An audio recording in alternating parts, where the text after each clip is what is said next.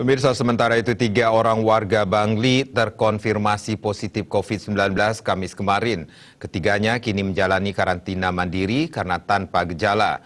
Humas Gugus Tugas Percepatan Penanganan COVID-19 Kabupaten Bangli, Iwayan Dirgayuse mengatakan 3 warga yang terpapar corona tersebut yakni seorang warga asal Kelurahan Kawan Bangli berusia 22 tahun.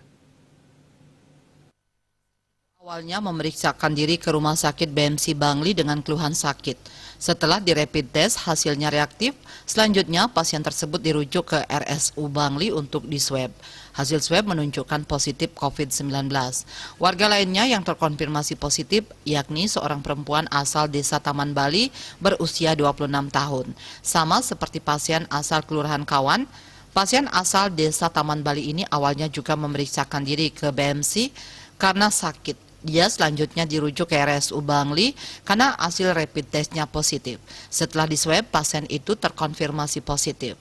Sementara 1 orang lainnya yang dinyatakan positif COVID-19, yakni warga asal Desa Songan, Kintamani, berusia 59 tahun.